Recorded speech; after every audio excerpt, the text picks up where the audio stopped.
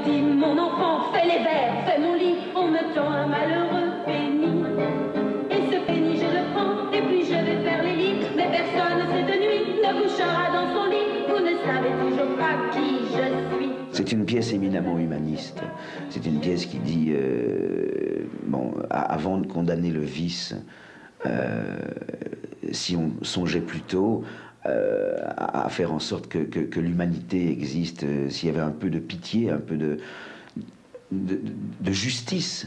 Pensons d'abord à la justice. Quand il n'y aura plus d'injustice, alors peut-être qu'on pourra régler les comptes du vice. Mais faisons d'abord en sorte que la justice existe, qu'il n'y ait plus de corruption, et puis après on verra où sont les problèmes réels.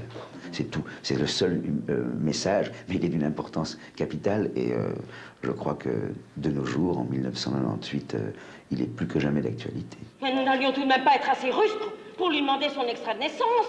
Un monsieur si distingué, qui nous invite, Polly et moi, à l'hôtel de la Pieuvre, pour un petit pas de danse. Où ça? À l'hôtel de la Pieuvre, pour un petit pas de danse. Hôtel de la Pieuvre? D'ailleurs, ce monsieur ne nous a jamais touché, ma fille et moi, qu'avec des gants de chevreau. Des gants de chevreau? D'ailleurs, il portait toujours des gants, et même des gants blancs, des gants de chevreau glacés blancs. C'est ça, c'est bien ça. Des gants de chevreau glacés blancs, une canne à pommeau d'ivoire, des guêtres, des souliers vernis, un air d'autorité et une cicatrice au cou.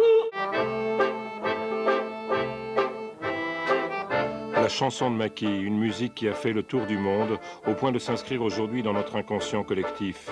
C'était en 1928. L'Allemagne était en plein désarroi, au bord d'une crise épouvantable. Bertolt Brecht avait 30 ans. Son opéra de Katsu avait tout du brûlot. Mesdames, Messieurs, vous voyez devant vous l'un des derniers représentants d'une classe appelée à disparaître.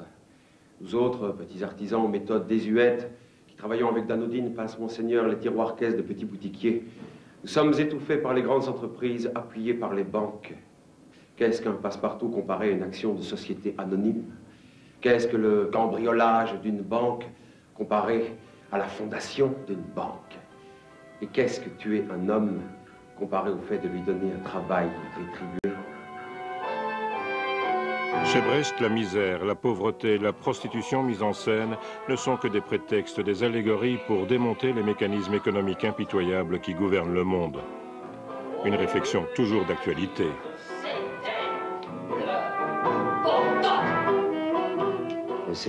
Malgré nos soins un soir, elle avorta. Remarquablement mis en scène par Carlo Bozo, ces 3 heures de spectacle posent cette question fondamentale. Que vaut la vie d'un homme quand il n'y a plus de règles?